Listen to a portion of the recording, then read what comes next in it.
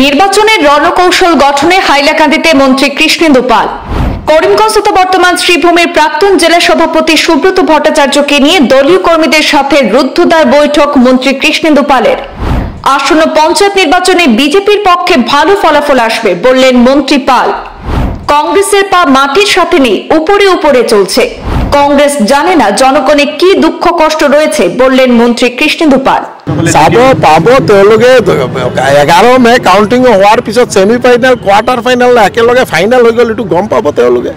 আগতে main fact হৈছে কি কংগ্ৰেছৰ ভৰিটো মাটিৰ লগত কানেক্টেড নহয়, ফ্লাইং উপৰে উপৰে চলি আছে। এইকাৰণে ক'ব নোৱাৰে ৰাইজে কি বিচাৰিছে, ৰাইজৰ কি দুখ কি মানে কৰিব লাগে, ৰাইজৰ কাৰণে কি কাম কৰিব লাগে মানে গ্ৰাউণ্ড ৰিয়েলিটি হাতত নাই। এইকাৰণে এইবিলাক কৈ আছে। আপোনালোকে দেখিব গোটেই অসমত কংগ্ৰেছে লাষ্ট পাৰ্লামেণ্ট ইলেকশ্যনৰ এই কৰিমগঞ্জ পাৰ্লামেণ্ট সিটো দাবী কৰিছিলে, দিছে নেকি? দিয়া নাই। ভাৰতীয় জনতা পাৰ্টিৰ জয় জয় হৈছে, তাতে মাননীয় মুখ্যমন্ত্ৰীৰ ওপৰত পূৰ্ণ আস্থা আছে। তাৰ কাৰণে গোটেই এই কৰিমগঞ্জ পাৰ্লামেণ্টাৰী কনষ্টিটুৱেঞ্চি গোটেই ৰাইজে ভোট দান কৰিছে ভাৰতীয় জনতা পাৰ্টিৰ ফেভাৰে। এইকাৰণে আপোনালোকে দেখিব পঞ্চায়েত নিৰ্বাচনত রেজাল্ট সেমই হবে।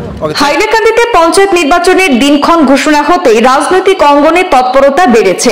পঞ্চায়েত নির্বাচনের দিন ঘোষণা হতেই হাইলাকান্দিতে নিজের দলীয় সৈনিকদের নিয়ে রণকৌশল গঠনে মাঠে নামলেন হাইলাকান্দি জেলার অভিভাবক মন্ত্রী কৃষ্ণেন্দু পাল। দলীয় কর্মীদের সাথে গুরুত্বপূর্ণ সভায় মিলিত হলেন তিনি। এদিন শুধু দলীয় কার্যকর্তাদের নয়, মিত্রজোটের জেলা স্তরের শীর্ষ নেতাদেরও নিয়ে এই গুরুত্বপূর্ণ বৈঠকে অংশগ্রহণ করেন তিনি। বৈঠক শেষে সংবাদ মাধ্যমের মুখোমুখি হয়ে মন্ত্রী কৃষ্ণেন্দু পাল জানিয়েছেন, এবার পঞ্চায়েত নির্বাচনে বিজেপির পক্ষে ভালো ফলাফল আসবে। তিনি মুখ্যমন্ত্রীর ভূয়সী প্রশংসা করে বিজেপির উন্নয়নমূলক প্রকল্পে কথা তুলে ধরে বলেন যে গোটা আসামে বিজেপির পক্ষে রায় দেবে জনগণ। আজি আমার হাইলাকান্দি জেলার আমার সব বরিষ্ঠ কার্যকর্তা আর মণ্ডলের সব প্রেসিডেন্ট সকলে মিলি আমার যে আগন্তুক যে 2 মে পঞ্চায়েত নির্বাচনের কেন্দ্র করে আজি হাইলাকান্দি জেলাত আমার এটা সভা হয়েছে। আর এই সভাখনত আমার যে কেনেকা আমার নির্বাচনত আমার প্রার্থী কোন কোন জায়গাত, কারণ আমার যেহেতু এজিপি আমার মিত্রজোট আছে, তো এজিপির লগতো এটা মিটিং হয়েছে।